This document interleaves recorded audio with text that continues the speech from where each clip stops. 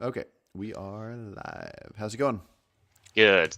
Hey, so Awesome. we picked out some topics. We picked talking about your definition a little bit more, the best effective solutions for veganism or the animals in general, uh, principle as a or veganism as a principle, um, so versus the feather, the roadkill, the freeganism, all that kind of stuff, things we've hmm slightly touched on before, and then welfarism versus veganism as related to animal rights solutions.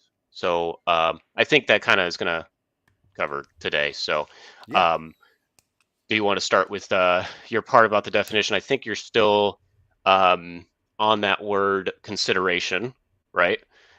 Or have you Yeah. changed that since then, since last? Um, I have not changed it, but I'm open to talking about it. But before getting into that topic, I kind of want to break down the idea. Like, what do you think is the most important thing necessary, like when it comes to veganism?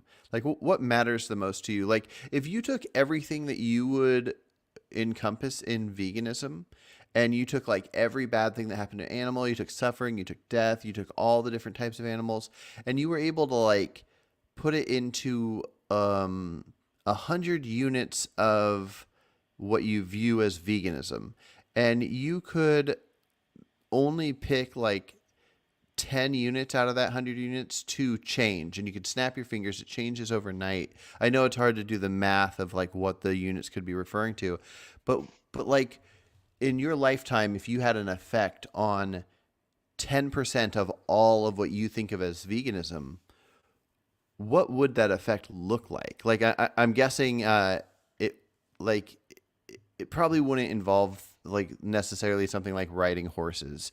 It's You're talking it about priorities, kind of like what yeah. is what falls to the top 10% of our priorities, kind of thing. Like if I hmm had to go out there and pick, hey, I'm going to do this activism, it's going to be reinforced by this idea. This is what I'm using to justify taking my time and spending it on this 10% as opposed to maybe this 10%. Is that kind of, does that Something like that. Yeah.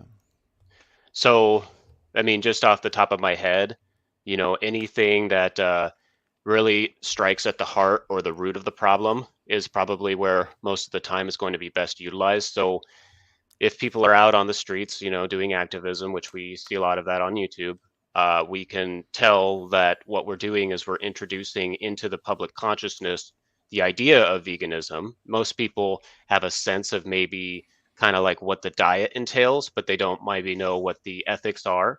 And so, really, when you're introducing it to the public mind space, I think we're getting to be able to express this very important fundamental principle that is in a way universally appealing because we know that for ourselves that's something we would want. If hmm we've talked about like aliens before. If aliens came down and did the same thing that we did to animals, we would want that for ourselves. So there's a universal appeal there to not be exploited or have cruelty done upon you. And Mm. so really it's not even that far of a stretch to say to somebody else, hey, you don't want to really do that to other people too if you want to remain, morally consistent.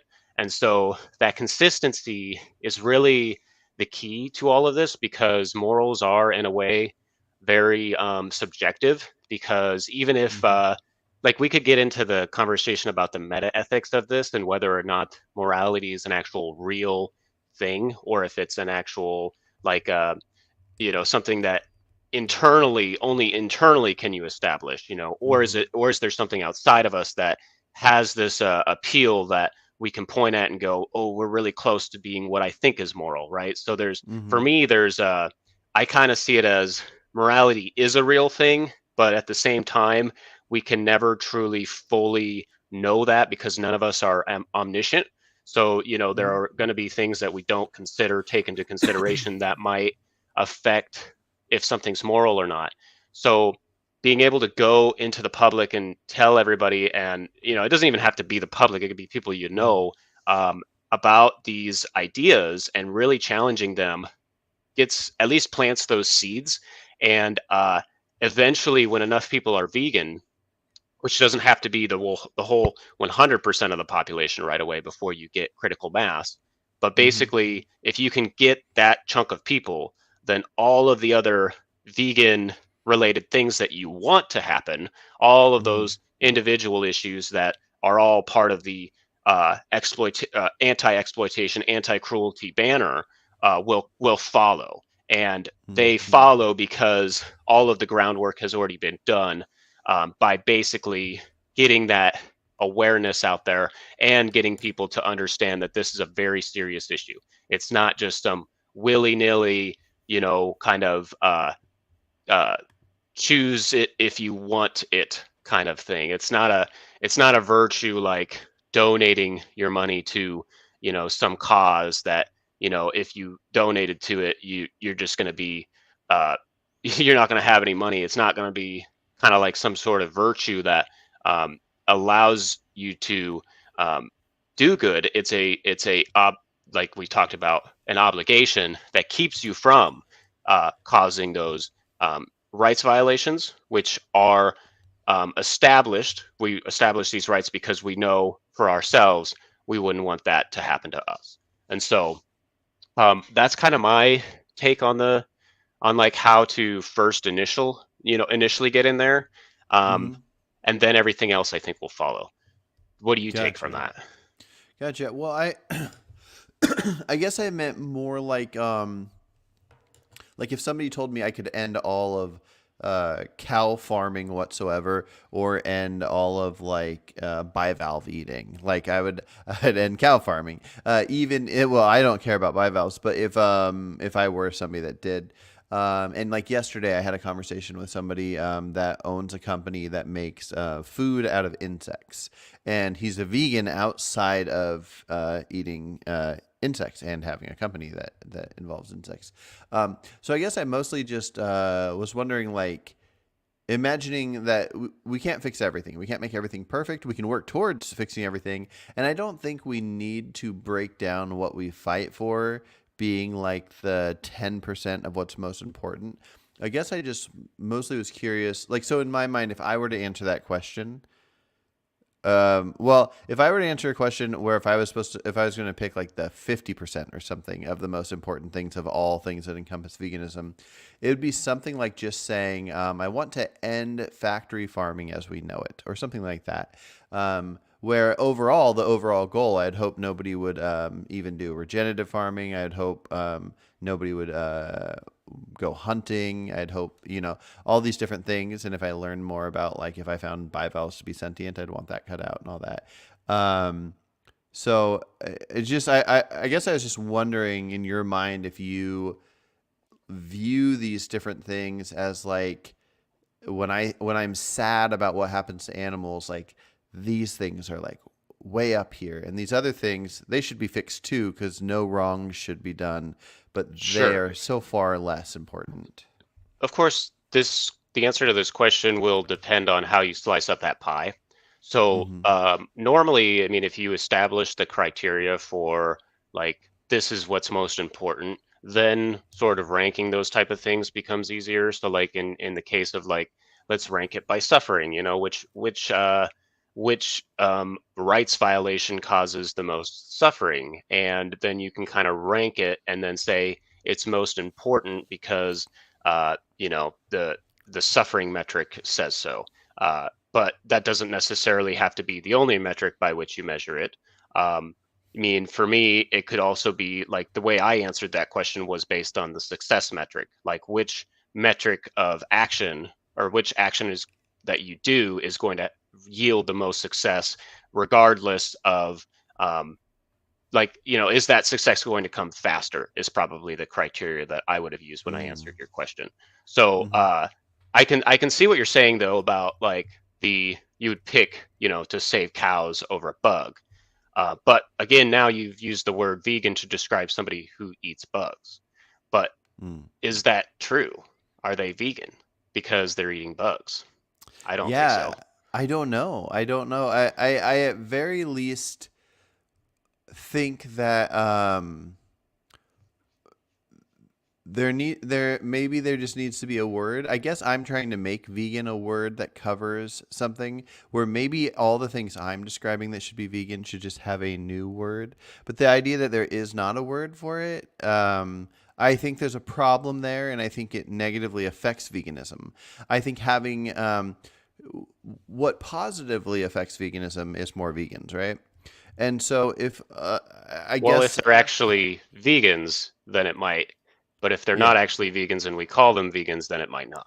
Sure. I guess what I mean though is like what positively affects veganism would be more vegans, like what you would call more vegans, Hmm. and or even more people that are more in line with veganism. I don't know.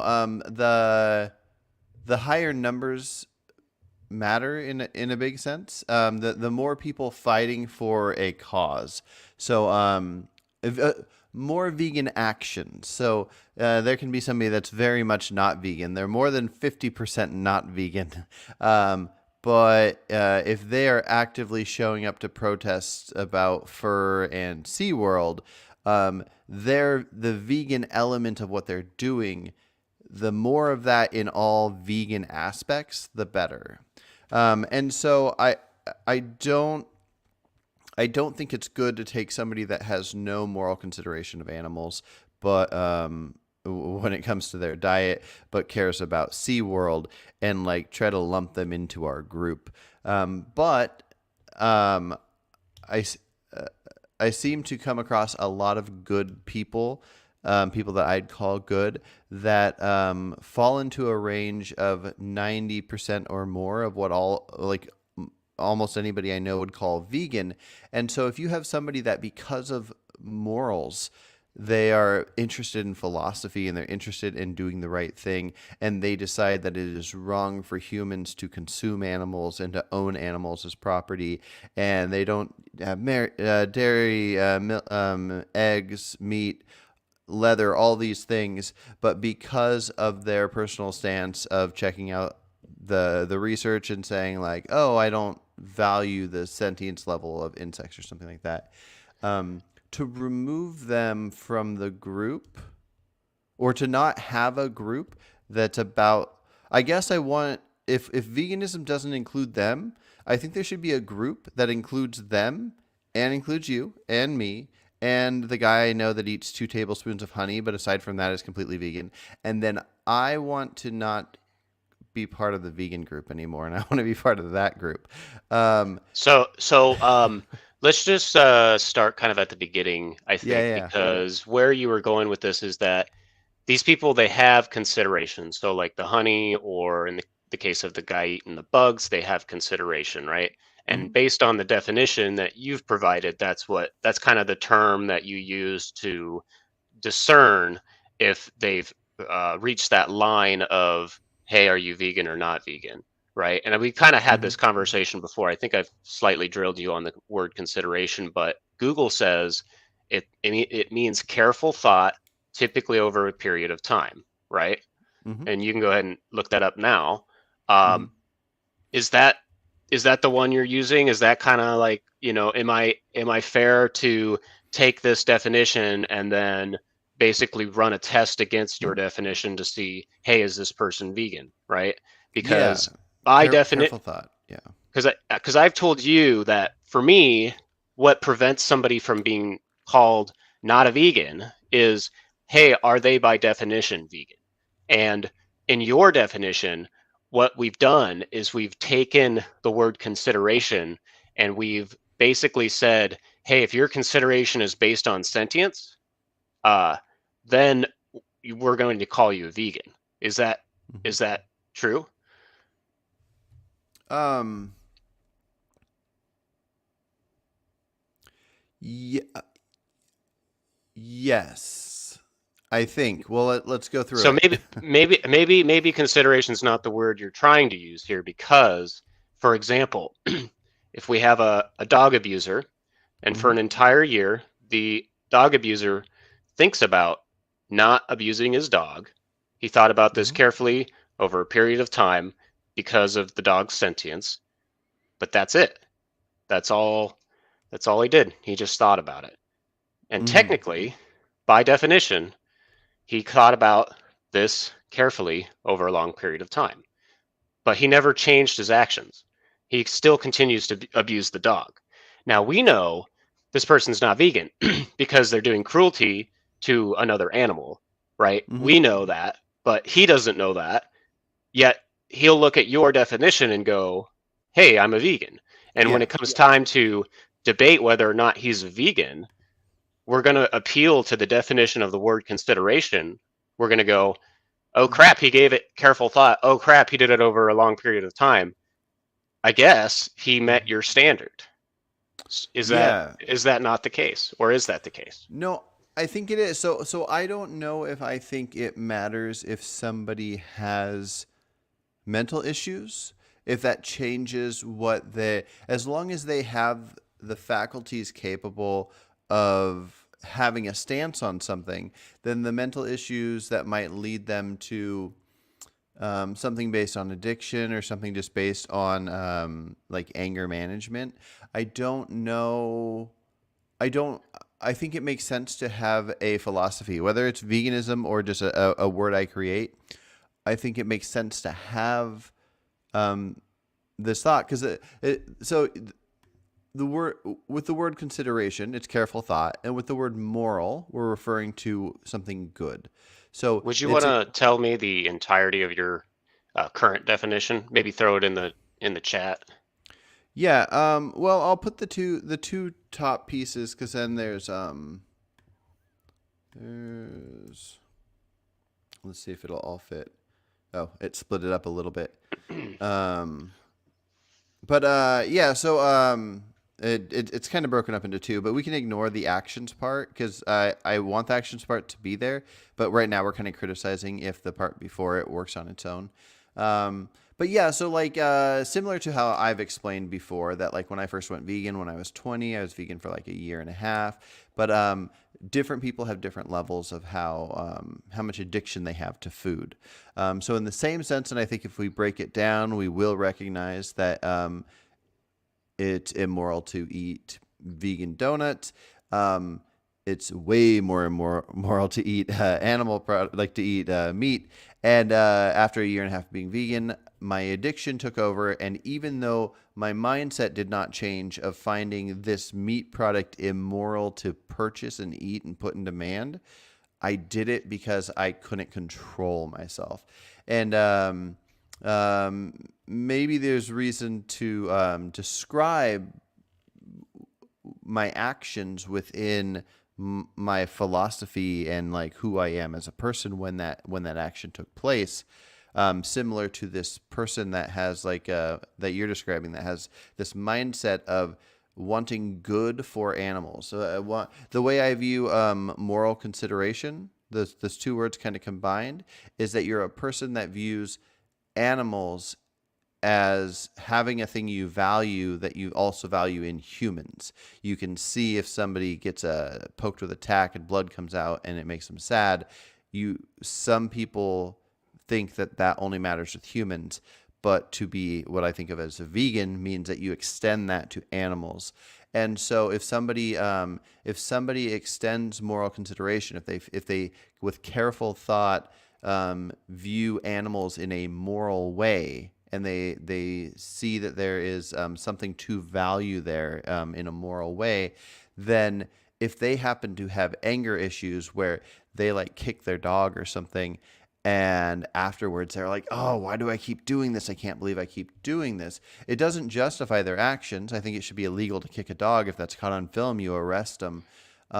But they are a person if they choose to and they say it out loud and that's their stance. That their stance is that animals have moral consideration. That it means that when they kick that dog afterwards, they feel bad, and So so yeah. just a better word than consideration based on what you've explained here to me would Hmm. be extending moral importance, because you suggested that it's this you're giving that same consideration, right, that you would to a human but to an animal. And so, because consideration by itself is just the consideration, but giving them the actual importance of that consideration, I When think it is a way of extending the actual importance that we extend to humans. Uh, wouldn't the word consider need to be in there as well? Like if you consider them morally important? I think it's implied because if you've determined something's morally important, you had to consider it to get there, right? Okay, okay, okay. Yep.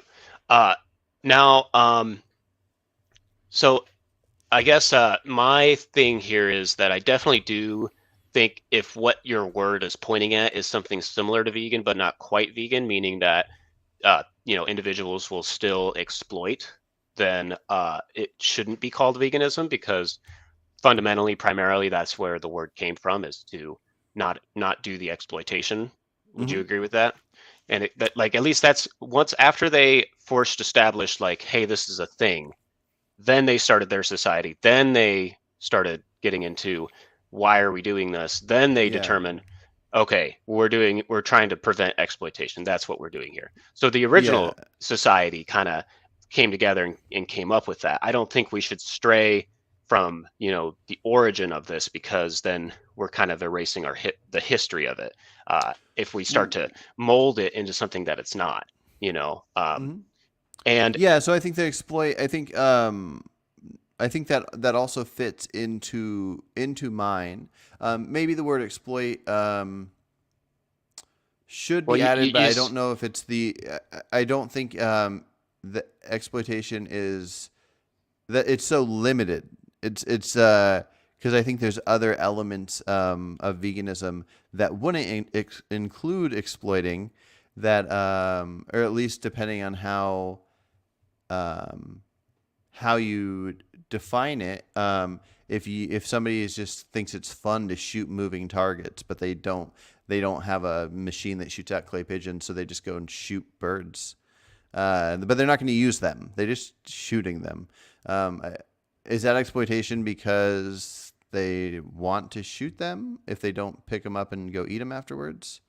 I mean, it could be considered exploitation because they're doing it for fun, right? Like you're Okay. getting a fun thing out of it. But I think that actually that's why they added the cruelty part into it because, like, you know, if you're, because I mean, in one way, yes, technically, if you're getting pleasure from the action of harming another individual, you're Mm-hmm. exploiting that individual for that pleasure in a way, even though it's Mm-hmm. not exactly tangible to them. You're still gaining and they're still losing. So technically, yeah, that's really all you need. But the cruelty part is in there just to kind of reinforce that idea because if we know that what you're doing is like unnecessary and like this isn't a mercy killing or something like that, then obviously you're committing cruelty and there's you have to be able to either justify or be excused for that, right? Like am I Mm-hmm. because and it's the same thing with exploitation. I mean, like people who take non-vegan medicine, they are excused because it's like they're in a situation that civilization has forced upon them, nothing to do with their actions. Just civilization has forced, this is the circumstance, your medicine here that's going to save your life, keep you from, fainting and dying or how whatever disease they might have. It's made with, you know, uh, intestine from pig. That's the material that goes around the medicine or whatever to keep it Mm-hmm. from breaking down right away. But like they're excused, right? So we've Well, given them a really moral quick, excuse. Yeah. I'm glad you went that route because the main medication, I've decided to have that not talked about on the channel anymore because there was a issue with getting a warning from Oh YouTube. yeah, that C word. Yeah. Yeah, so let's stick with the one you just brought up. Yep. Yep. But yeah, I think that's kind of the problem is this medicine that you're talking about with the pig intestine or whatever. Um, I think some vegans would say we don't need to use, like, similar to some vegans might say we shouldn't test on 10 dogs even if it cured cancer for all humanity. Some vegans would say we should. Some would say that we shouldn't use animals to create medicines like the one you're describing right now. Um, and And so, here's yeah, the it thing: just breaks I'm down. talking about from one side, they're talking about from the other side. So as a society, we definitely, as vegans, need to take out the whole, testing on animals. That just needs to go.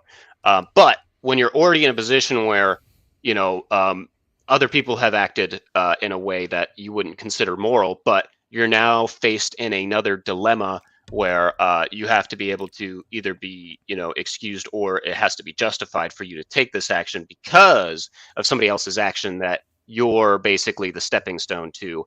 Then, you know, it just is what it is. Like, I mean, that's why, you know, not every action is going to end up being possible or practicable for you.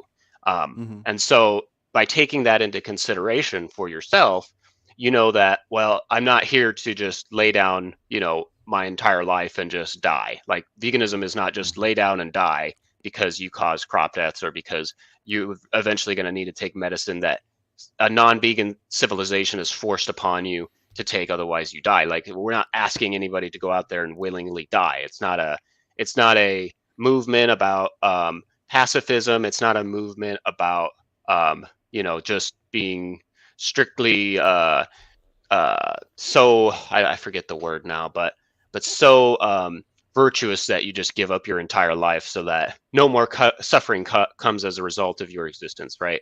Um, Mm-hmm. so regardless of what we choose to believe, we're only going to be able to do, you know, so well Yeah. in regards to obtaining that. And so Okay. realistically, we as a community want to be able to regulate that.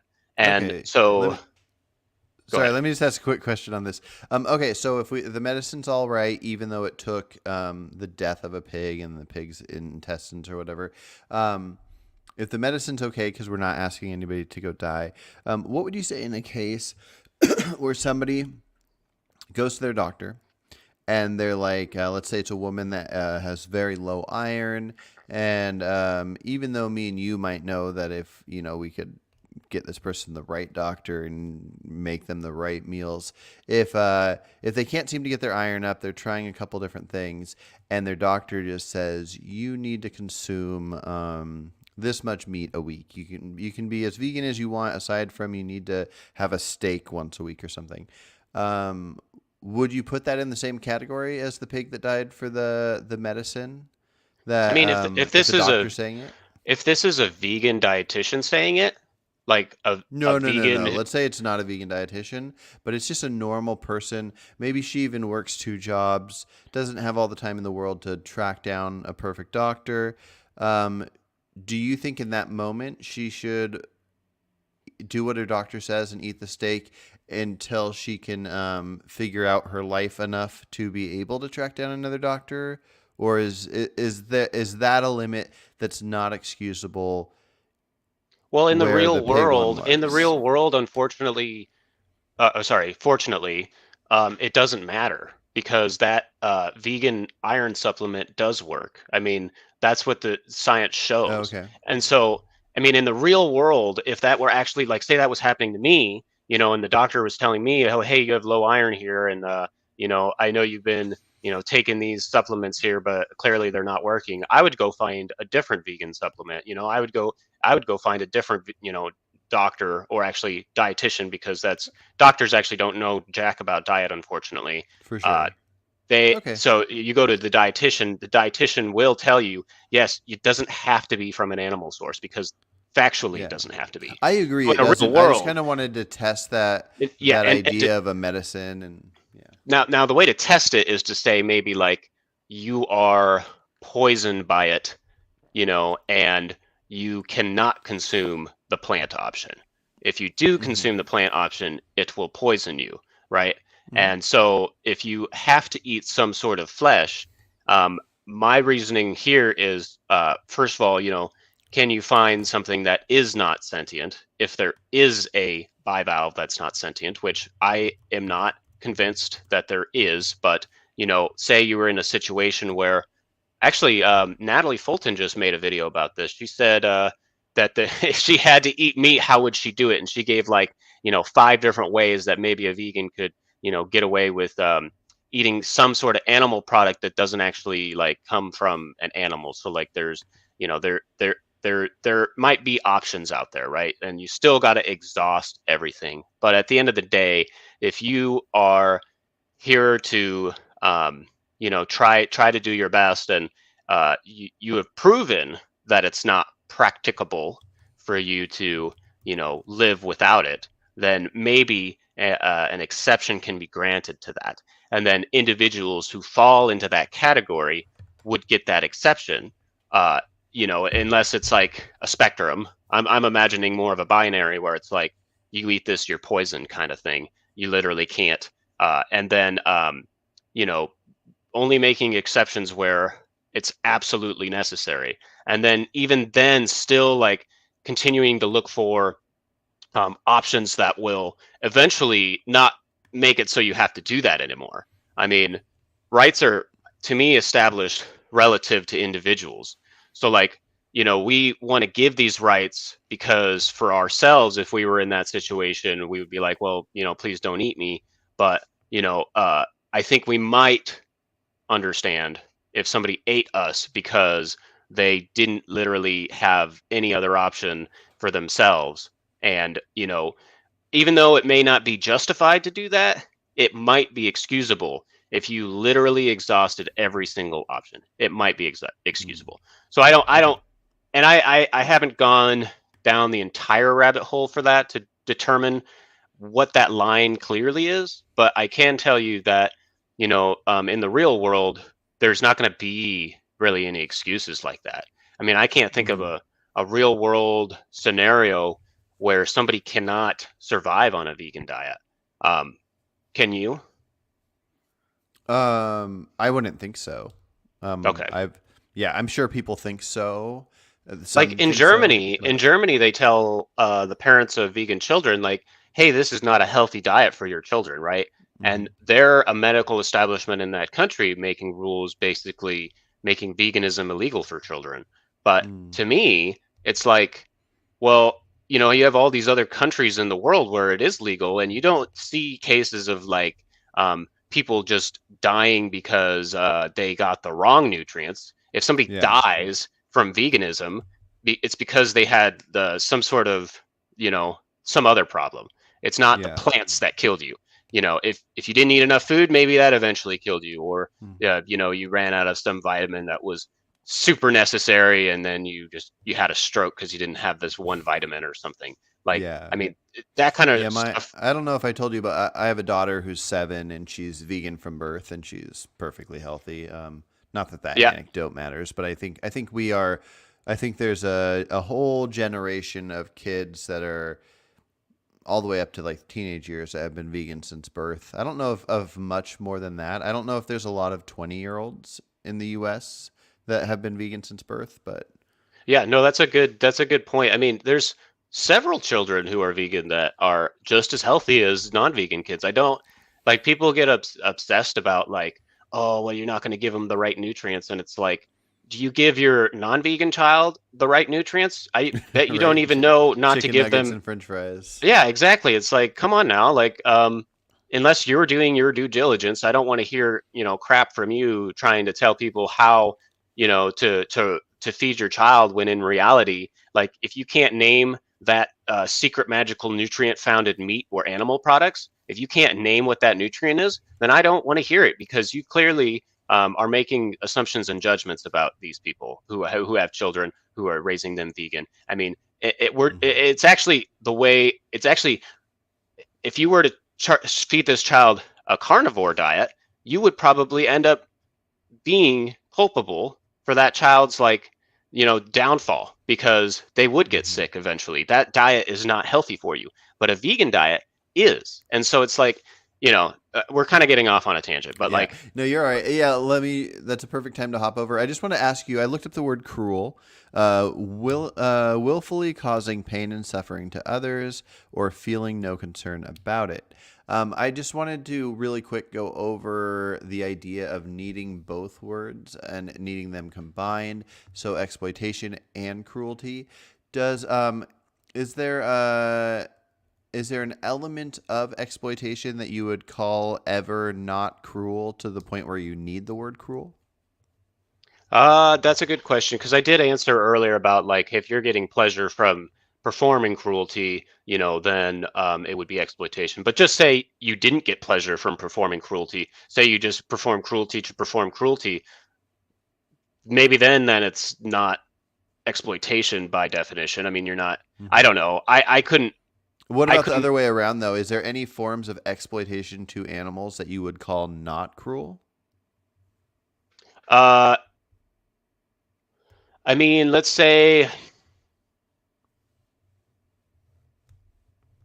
Yeah, actually, yeah. So like, roadkill would probably be one of those, right? Or actually, Oh, not even roadkill. let's Let's say go. living animals, Let's though. say. Well, you did ask specifically, right, where it applies. So I at least Okay.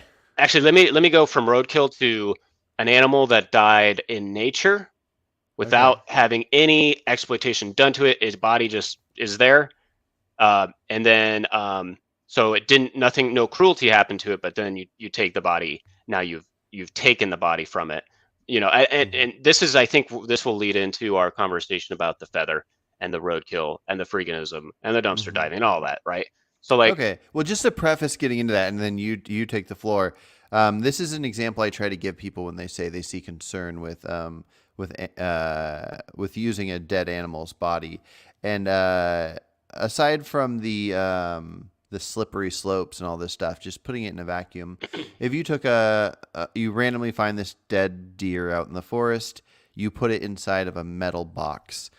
As some time goes by, I don't know how much time, when you look in that box, it'll look like soil. It'll just look like soil and bones. mhm, So in some way or another, like if using that soil is exploitation because that soil was part of this what used to be a body and now it's decomposed, and that deer just stayed out in the forest, it decomposed and became soil out there, everybody's going to use it. I just have a hard time viewing the use of, like, calling an animal a dead animal an animal, or calling a dead human a human. It might be worth calling it, this is a dead human, and then this is a human. The live one is a human. So, anyways, break it down however you want, but I kind of wanted that idea of the dirt, the soil of a decomposed deer in your mind. yeah. So I have kind of covered the composting thing a little bit here. So what I'll say here is that it's not even so much a slippery slope that people are worried about. It's really the edge case. So, like for example, when we're talking about a feather and we're talking about picking up this feather, it's not attached to the animal anymore. This bird is long gone. Why is it still exploitation to take the feather and then use it in your art? Well, to me, the answer is because in the edge case somebody could use your same logic, turn around and do something else with that logic. And it's the same thing when we're trying to tell people, like, you can't use nature to justify morality, because if you do, then all of a sudden now you have things like, is it just to eat your babies? Is it just to, I guess, you know, other animal things that we're definitely we wouldn't do as humans, right? Like there's a ton of Mm-hmm. immoral actions that if we did as humans, like copying these animals, it would just be it would be it, it would be the edge case to which we say this is why it doesn't work, because you use that logic and all of a sudden you're over here on the edge doing this thing over here. I So don't know you if I went. see the comparison, but can you just real quick explain to me what an example of an edge case with the feather would be? Yeah, so that's what I'm sorry, that's what I'm trying to do. So Oh, the okay. edge case. Oh, so I was going to get there. So the edge case to the feather is, hey, you've taken this feather. The bird doesn't care because the bird, has basically it's not even, it has no care that you took its feather. It's essentially discarded it, right? The edge Hmm. case is that now you've taken the feather off the dead body, off the dead body of the bird.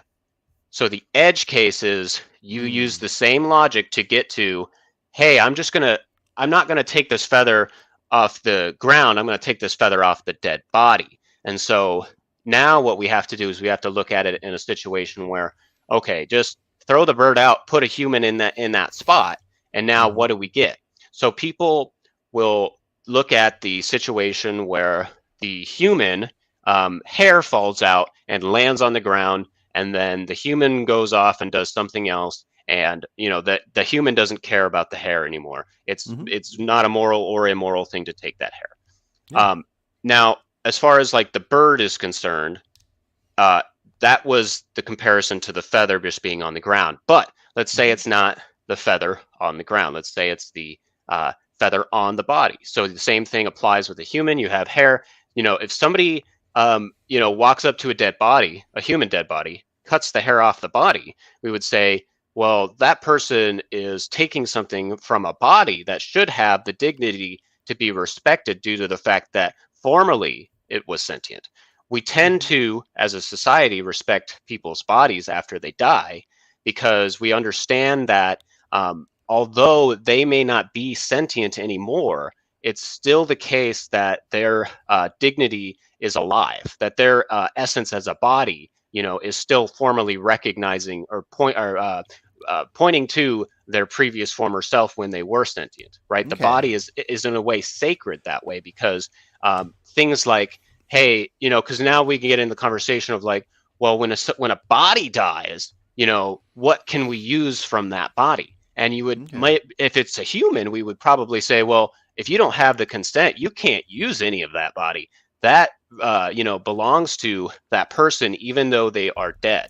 And if they ahead of time give you consent to use their body, aka take their organs or use their skin or something for science, who knows what they want to use it for, right? Or give consent for, but they give Hmm. consent explicitly to what they want it to be used for. Now you Yeah. can't take that skin and then like take somebody's Make a lampshade. you make a lampshade or put it on, transfer it to somebody else's body. Like you can't just like, Yeah. take it without their permission. So in the same way, why are we not extending that to Yeah. animal bodies? And it Let, and let that's me tell why. you. Let me tell you which parts I agree with and disagree with. That way, you can know where to go next to try to convince me. Um, so I agree with you that as a society, we citizens can let our representatives know what we want. We can talk about it. It can be this well-known thing, and then whatever we decide as a society with our lawmakers, in real life, not my project I'm working on, they these things can go into law that don't affect what I would call morality. So, if I was living out in nature and somebody died and I wanted to use one of their bones in some way or put it on a necklace or something, and I wanted to, let's imagine human flesh was healthy for humans to consume and I wanted to consume their flesh or whatever, like I wouldn't consider these things immoral in any way. But if in a society, everybody decides, hey, we want to respect this body, that's what we do here in the US. You can't do any of these things to this body. And I think that's fine. I think that is a legal decision that has no connection to morals. It's us So doing something that I think is perfectly fine to call silly, but we all have to be governed by the same law, even if so half of us I don't will I care. will explain why I think it is moral, and not just an etiquette thing. Because it sounds to me Hmm. like you're saying like, hey, this is actually nothing to do with right or wrong. It actually is just how we have established etiquette within our human culture. We just don't do Yeah. this to bodies, blah blah blah. And let me point out Now, real quick, just before you do that, I feel the same way with birds. So right now, if somebody found a dead bird and they didn't feel like there was a problem pulling a feather out, I don't care. But if our society decided that we respect birds so much that if anybody ever got caught pulling a feather out of a dead bird, that it would be illegal, I wouldn't fight that law. That's a fine law. I think that will probably become a law. And I'm not currently fighting the idea of letting humans not be tampered with. So I wouldn't fight that law. I just don't. I wouldn't so put it in law either. So the reason why it's a moral issue is because when this happens to somebody's family member, where you have people grieving that this Hmm. person just died, and then someone else completely unrelated comes in and essentially disturbs those remains, you have committed a harm that would normally universally be affecting those individuals. So Hmm. you had a close relationship with your grandma, and then somebody goes to the graveyard and decides, hey, I'm going to take grandma's bones and turn them into a bone stew, and then they Hmm. consume that. Um, you see how that can cause harm to the family, right? Yeah, anything can cause So harm would to it not? somebody if they have certain beliefs. Correct. But it's different from etiquette, because etiquette is an offense that, like, you don't have a universal application for. So like uh so that means in one culture, if you do it to them, they're not going to be offended, but if you do it in this culture, they will be offended. That's typically what etiquette is referring 100%. to, whereas the harm caused by the action of destroying, somebody's family member's remains is going to universally affect people Mm-mm. around, regardless of what culture they're in. Okay, well, let me give you an example. I could probably find a real example, but I'm going to give you a hypothetical example. And we have to accept that humans are all different and feel different ways. But, like, let's imagine there was a tribe, a small tribe, that maybe did some things that we find unique. I'm sure you've seen things on tribes that do things that are unique. But let's say that they were obsessed with their homemade version of soccer or non-American football.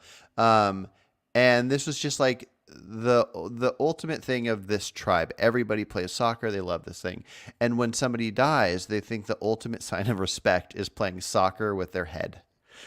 That's their send off, is this person that loves soccer so much their head gets to be kicked around like a ball. And it's like because they think it's such a high level of respect, similar to sacrificing virgins to the sun gods back in the Aztec days. It sounds crazy, but this group of people, that's what they decided as a culture and a community. And so far, this tradition hasn't gone out of fashion. And so somebody dies, and where somebody else would watch and go, "Oh my gosh, that's their mom's head they're kicking around."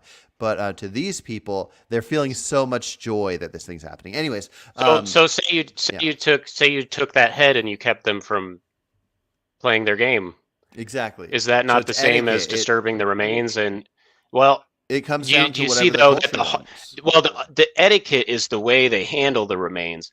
The disruption to the remains is the moral qualm. So if their Interesting. etiquette is to take the head and kick it around because, I don't know, that's what they believe, then Mhm. you taking that head would affect them negatively. And that's what I'm Yes. saying is the universal qualm here, is that you're disturbing the remains. They don't Universally, get there to, is they a don't, there is a disturbance that can take place. It would be whatever is outside of the traditions and the norm. So in that society, if they decided in their group of 1,000 that want to kick heads around, that not allowing the head to be kicked around would be wrong, then I think it's fine for that society to decide that. Now, I don't think it's right for a wrong, an immoral action like sacrificing a living human or making people suffer.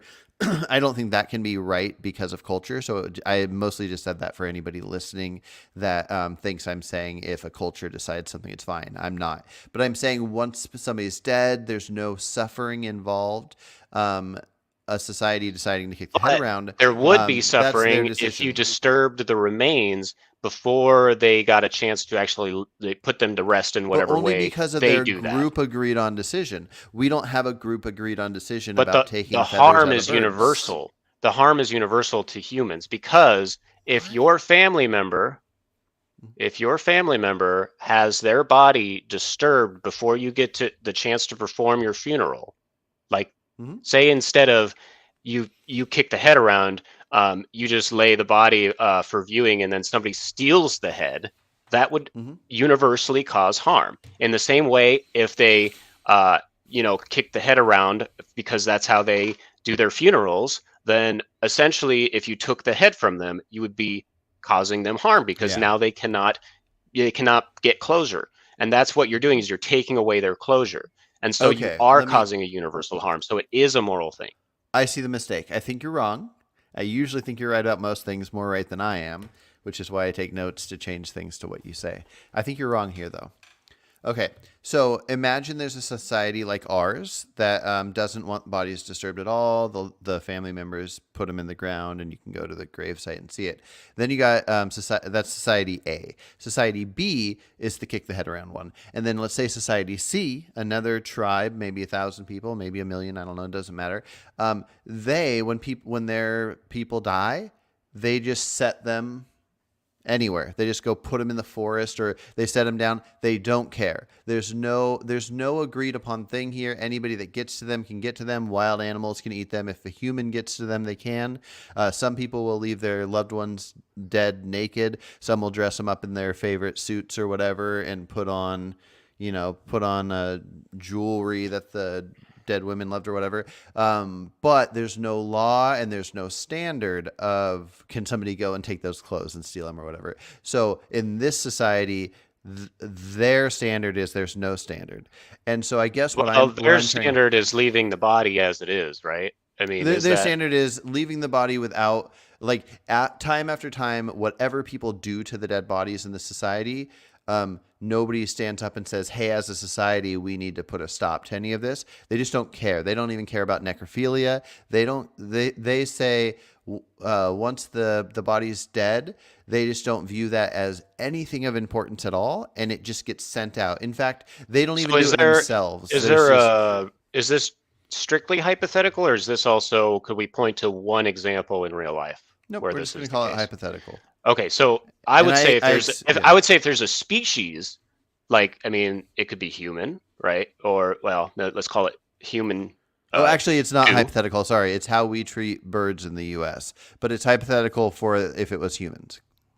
Exactly, yeah, and that's why I'm saying, like, in the human context, that wouldn't be the case. We wouldn't actually have that be the occurrence. We can't even point to a single instance where a culture has, like, basically discarded with the mourning process altogether.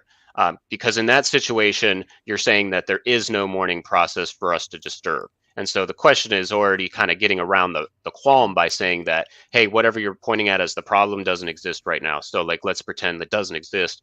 Is it still immoral? Well, you negated the qualm by saying that we in this particular, I don't think this hypothetical is too unrealistic. Like, my closest loved one, if they died, let's just say it's an alien species, right? That, because if we go to the alien species, now we kind of have a thorough understanding of, like, hey, this is a species that's not human, that's doing it differently. And in their case, they are not even remotely worried about the mourning process at all. They don't have the emotions to do the mourning process. So instead, they just utilize the body for its parts, right? And so my opinion is that in a moral sense, because for humans, we would treat other humans this way, we ought to treat other beings this way. Now, with the aliens, if they're going through in that process and they don't grant that to their own species bodies, where they protect it even after the sentient individual has basically dissipated from death, then in that case, like, they wouldn't look at it as a moral thing, right?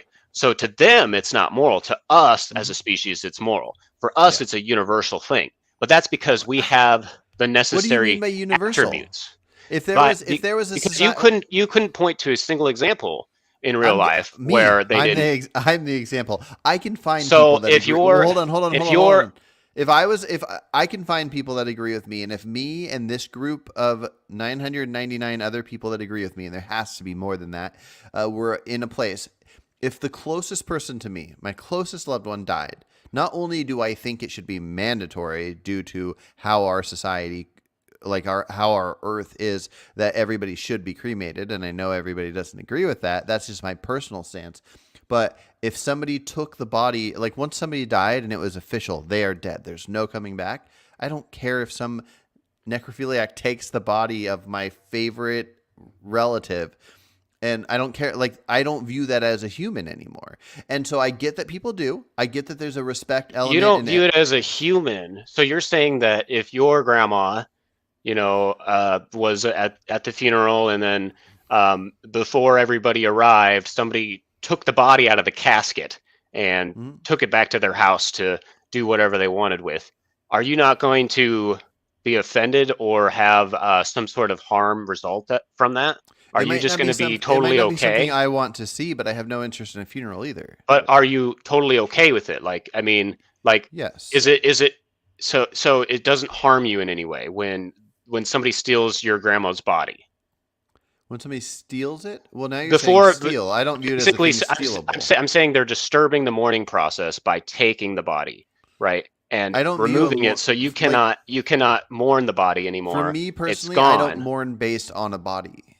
I wouldn't need the body there. I don't need a funeral. I don't need a grave spot to go to. I get that Hmm. people do. There are many people that need different things and believe different things, and that's fine. I think that because our society But is it values not this thing still you're talking disturbing about. the process? Even if you don't personally feel like you need the body, isn't it still disturbing the process if you found out that that your grandma's body was taken and then, brought to some other location? It's you can't do your funeral. Does that not still disturb the process? And the question is, It would.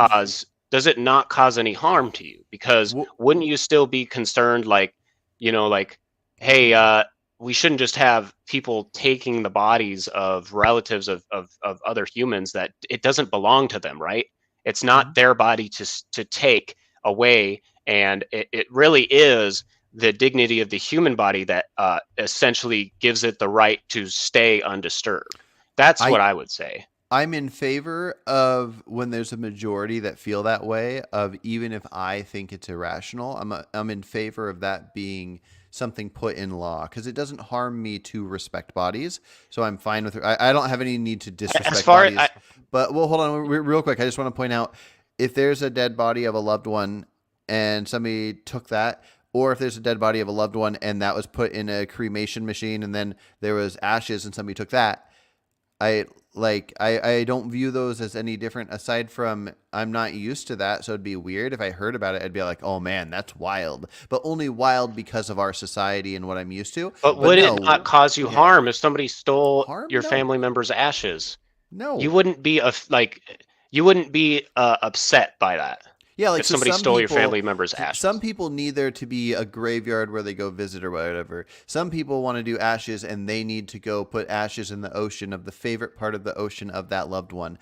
Some people want to put ashes in a certain spot or whatever. Like I don't view non-alive things as mattering. So like once somebody's dead, I don't view there's so many dead bodies out in the world that now are soil, and I'm not worried about the soil that exists in the world. But it's just a personal thing. I am all in favor of if everybody decided we're going to respect all bodies the same, like instead of letting people like eat roadkill of deer, which I guess is a thing. You call in the wildlife of your area company, and you point out that this deer was hit, and then they type it up, and you're registered as allowed to take it and go eat it or whatever.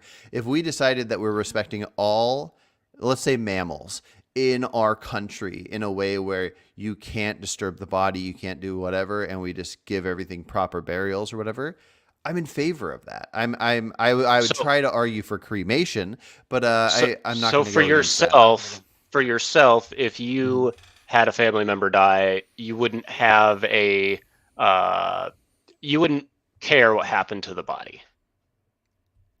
Correct. If it was completely up to me, if everybody was gone except my closest loved one ever, and then there's me, and then that person died or whatever, I would not need a place to go visit, like a gravestone or anything like that. If the body was cremated, um, I maybe out of social stuff, whatever, I might think like, okay, for fun, I'm gonna go put this where this person Okay, let's liked to say be. But if somebody let's say stole your the family ashes, I member. wouldn't blink. I wouldn't care. Okay, you don't care about the ashes, but let's say your family member died. They're in another room. Hmm. You walk into that room and somebody is having sex with the body, and Okay. you're coming across this, and they tell you, "Hey, they were dead Hmm. before I got here and started doing this. I mean, this isn't a problem, right?" What would you say? Well, first of all, I wouldn't want a dead body in my house. But Second of it's all, there. You walked into it. They had a heart attack or whatever. Let's just say something medically happened. But then somebody else in your house, I don't know. who you live with, but say somebody's in there doing that, what Hmm. would be would there be a problem with that? I don't care what somebody does with a dead body. Well, I don't think that's the I, right answer.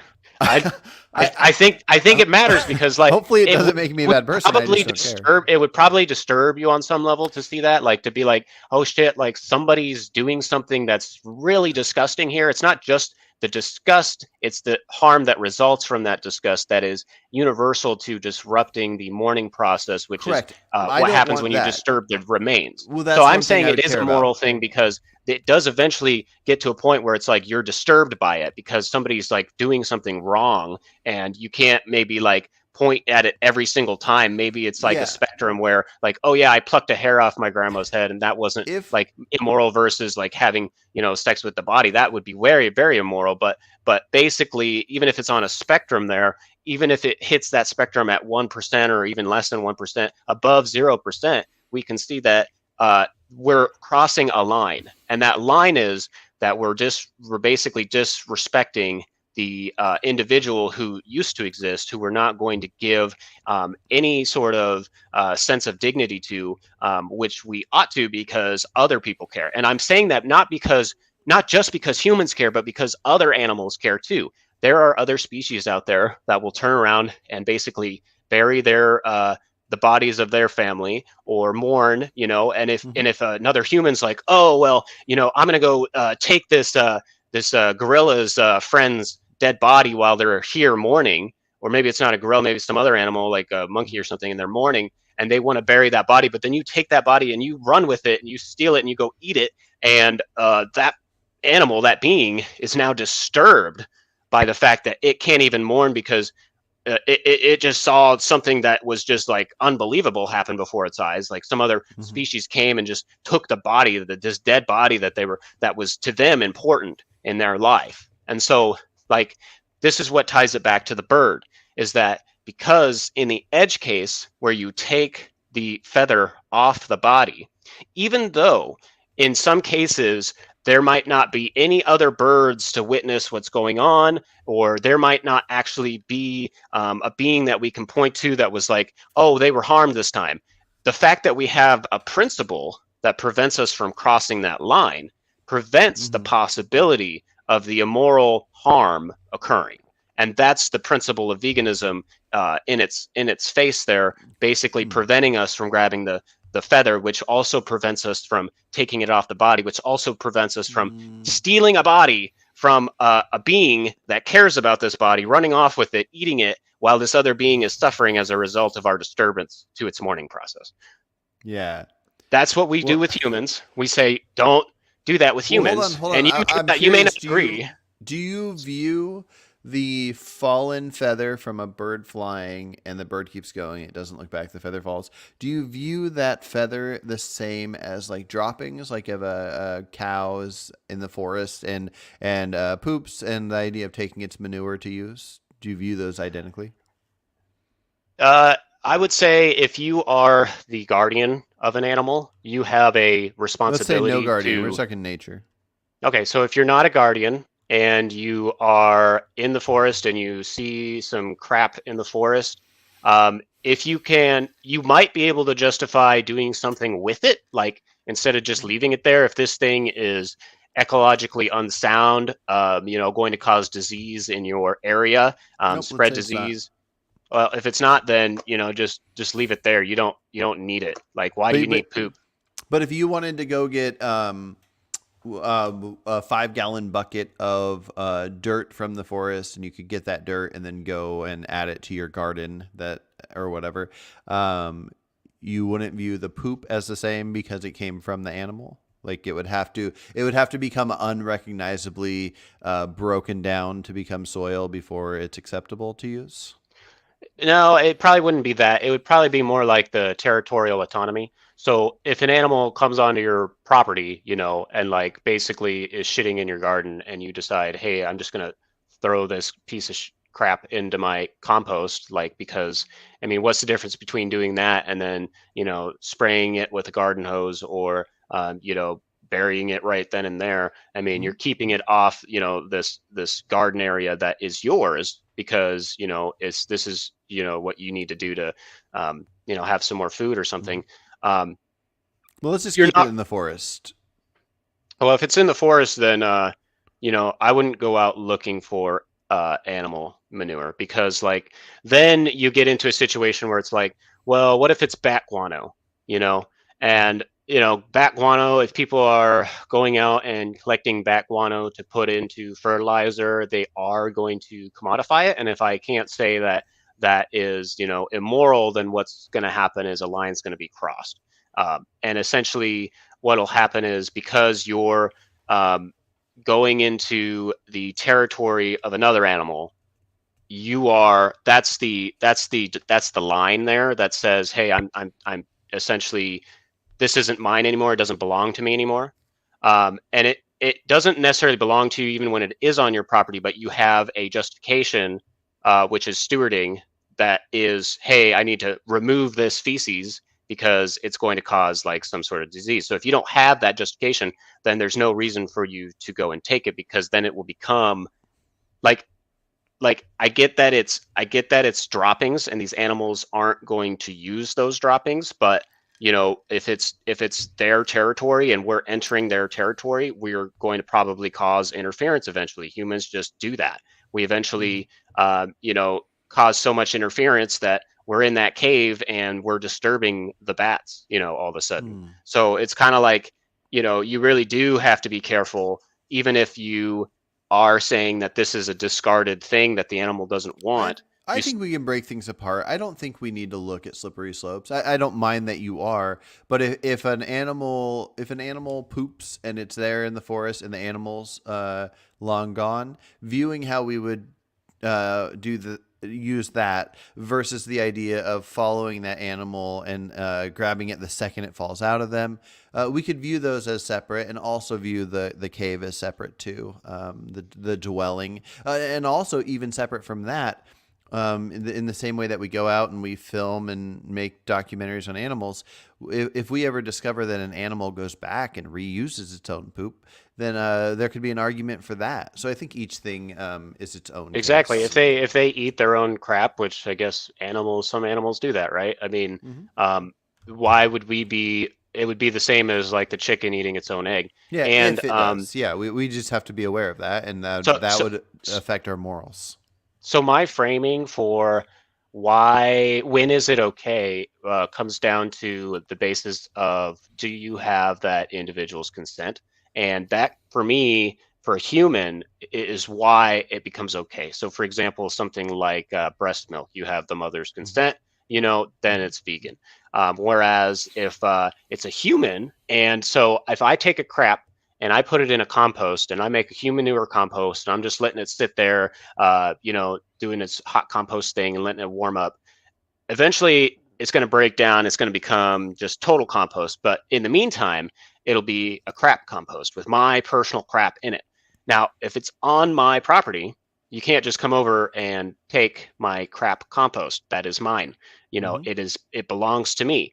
Uh, and if I push my compost, I sweep it into the street, I've essentially crossed that line where it's not mine anymore because I have intentionally abandoned it, outside of what would normally be my domain of ownership, right?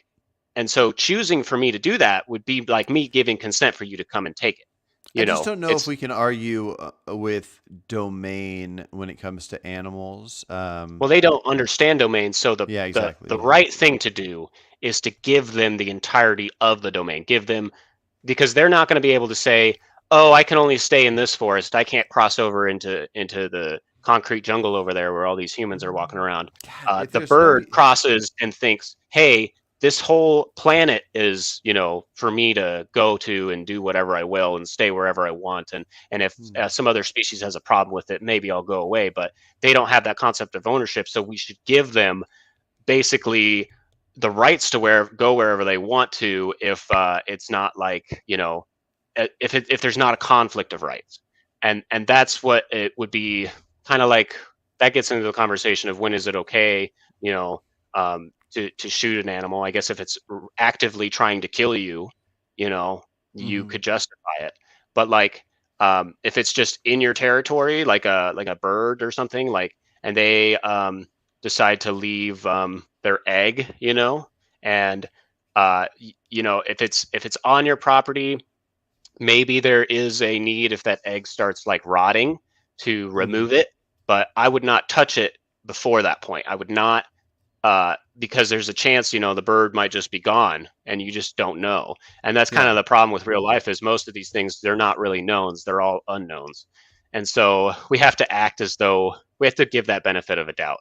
And in the same way, we give the animal its rights to sort of go throughout the entirety of the land, so they don't abandon their property ever, really. I mean, they might technically, and for them, be abandoning it. They might not give a crap, but we did not get their consent to take it, because we don't they don't understand the laws of ownership, not even the laws, just the Mm-hmm. principles of ownership and property. But we humans do. So I know that if I put my, bicycle in the middle of the street and that's where I store it, like, that it's probably not going to be owned by me anymore, because I've left it somewhere that is not on my property. Yeah. Um, and somebody taking it, like, they would be taking it and they'd probably be justified in taking it because this thing's in the fucking way at this point. So, like, Mm-hmm. so forget about that. And then essentially, if you were to leave it in your yard, you would know, okay, you cannot take this. You do not have my consent. So we understand that this basic concept, but animals do not have that. So for us to go and suddenly just take their stuff, we don't know. Yeah. That bird could have a friend who's watching you from the tree, looking at you, take the feather off the dead bird's body, or even, like, if it's not on the dead bird's body, if it's next to the dead bird's body, it's unattached. That bird could see you and go, it basically be disturbed and start attacking you. And Mm-hmm. birds will do that, like with eggs and stuff, or if they feel threatened, they'll start challenging you. And so If they do that with like cats all the time, right? Like, so, like, you know you taking the feather might offend the bird, maybe not today, maybe not tomorrow, maybe in 100 years, maybe in 1,000 years, right? Like, this is things that happen over evolutionary time, and so principles are really just there to keep you at a distance, keep you if at a that distance where, like, you if you had a won't cross them. window if you had a window open or a door open in your house and a bird feather fell from a feather as it was flying, and the feather kind of the wind brought it into your house, you're sweeping up, would it be reasonable to sweep it up and throw it in the garbage, or do you have to respect that feather and put it outside in case the bird wants to find it again? Does the bird have the opportunity to come in the house to find it? I would say, well, oh, it's in your house. Well, if it's No, definitely in it your house, came in the house, yeah. yeah, if it came in the house, then I mean, it's kind of like that bird's never going to be able to get it. And putting it outside, that's not really what I mean here. It's just like because, like, But is there more of a that's disrespect in sweeping it up with the rest of your sweeping you're doing and putting it in the garbage than it if it is to use it like my kid, my 7 year old I was talking about? She has like 50,000 bird feathers in her room. She puts them in a bag every time she's at the park. It's her favorite thing to grab. Not that the emotional part matters. It shouldn't matter how happy a kid is, or yeah. we can adjust how our society views things. And I'm even fine with a society caring about bird feathers or whatever. I'm just trying to imagine the difference between a kid getting a feather to play with or just saying, no, we need to respect it. Let's put it in the garbage. Yep. So for me, it's the basis for it is that stewarding responsibility, or the stewarding obligation, which, if you do have like a feather in your house, I mean, it's not going to be perfectly free of bacteria. You live in this house, you need to remove it from your house because it's not a clean object. It's not, I mean, your stewarding responsibility, your stewarding obligation is now taking priority over your vegan obligation to leave it alone.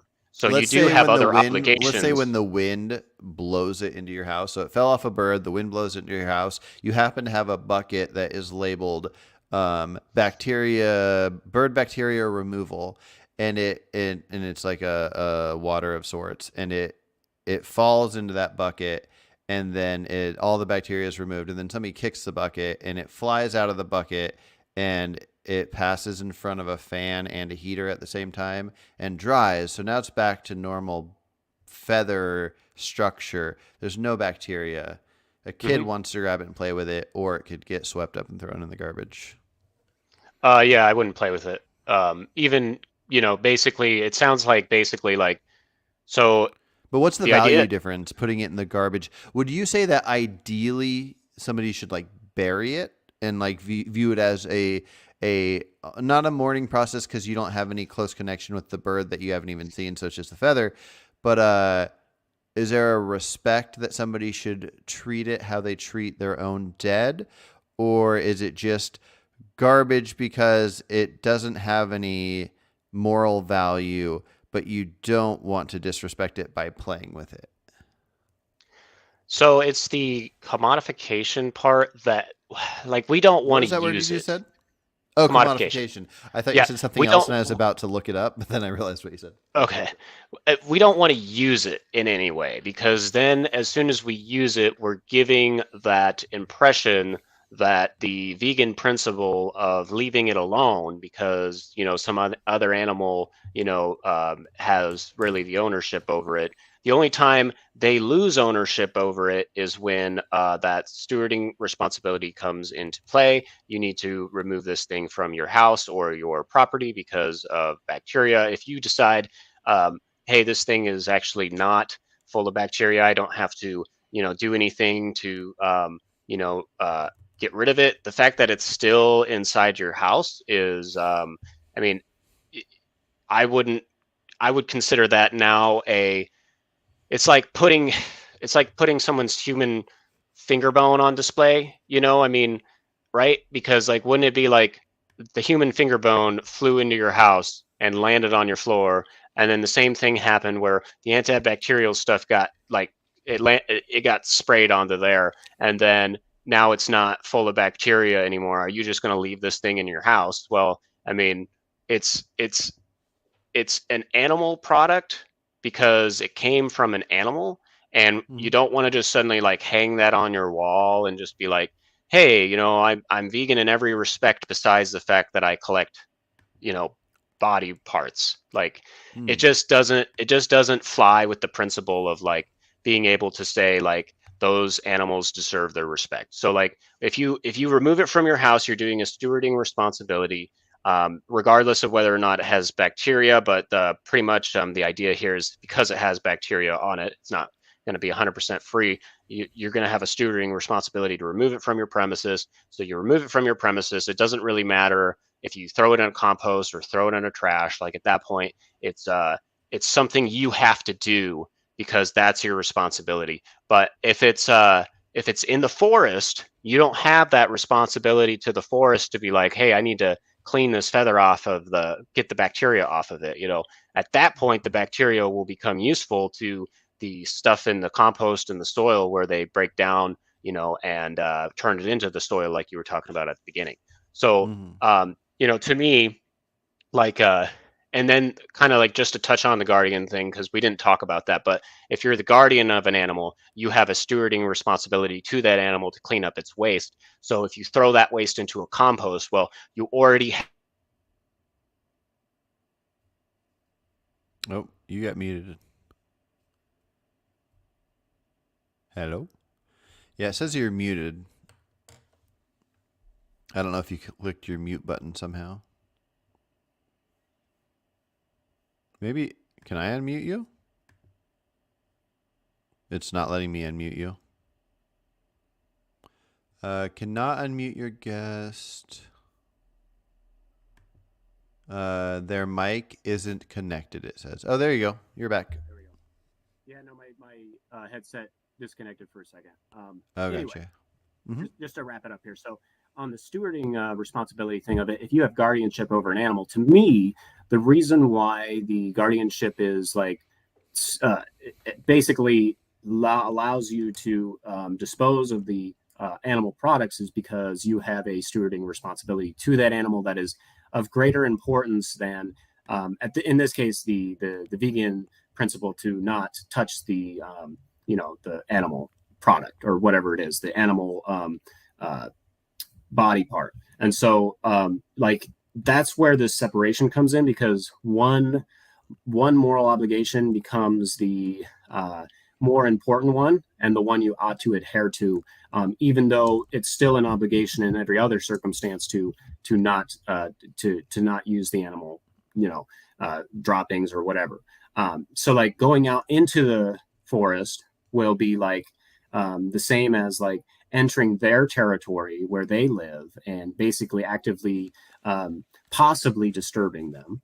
And so you want to prevent against possibly disturbing them. And then as opposed to that, you would only steward on your own territory, because it's a responsibility you have to yourself as an individual who's alive, to your family, to any of your visitors, like those type of things. So like everything's a delicate balancing act, but once you understand I think the different principles that are at play, you can pick the one that in the very moment has the most importance, the most highest imperative to act on, if that makes sense.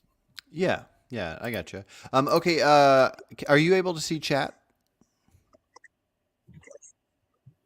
Are you able to see What's the that? chat? Are you able to see the chat from your computer? Yeah, I think Okay. so. So Yep, I MCR see. and Faith, Yep. do you want to answer that? I think we kind of covered it, but just a real quick answer to his last question.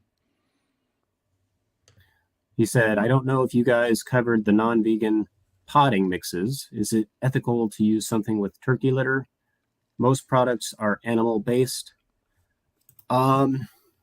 So like potting mixes for flowering. I don't think so, because if it is a animal waste and the industry is getting profit from animal waste, then definitely it should not be supported. So Yeah. it's you can get compost without any animal waste in it, and there's no reason why you couldn't build your own. It's really not too hard. It's just a matter of like put all your sticks and your grass clippings in a pile and just let them decompose, for a couple months, and then I you'll was going have to say a the same bunch of thing. compost. Yeah, depending on where you live, if you have a yard at all and you can have a little compost area or just a bucket, if you put all your food scraps and, yard clippings, that kind of thing, it will turn into good compost. You can buy compost at the store that's just compost from nature breaking down, not from all those things. So I lean towards that direction, but at the same time, I view things on a scale. So in the grand scheme of things, with all the bad things one can do in the world, I kind of view the manure and whatnot of animals as more of a byproduct. And even though it's probably better to not support those companies and make their prices lower and whatnot, I would say that people should have a higher focus on cutting out meat, dairy, eggs, that kind of stuff, and not overwhelming themselves. If they want to, plant a flower, do it, and just keep learning and growing and figuring out new approaches to things you want to do by what you learn. So, Agreed. yeah. All right, Carson, I'll let you go. Good talk today. I hope did you feel like we got to most of the topics here? Did a good job. Yeah, no, with it was that? great. I like breaking those things down. We disagree, and it's interesting to see how that kind of thing goes. Hopefully, people don't think I'm too crazy by the detail of what happened to grandma's body in the living room or whatever. Yeah. But no, it's a good talk, and we'll have to set up another one soon. All right, sounds good. Yeah, I was glad that I got to kind of go over the whole feather thing today. I know it's been a recent Wait. topic of conversation, so I Yeah, just and wanted to put my you 2 gave me cents in. a lot to think about when it comes to the wording of consideration, and so yeah, I'm gonna ponder that further, re-listen to our talk, and yeah, we'll talk about it further. All right. Well, I'll talk to you later, Carson. All right, take care. See ya.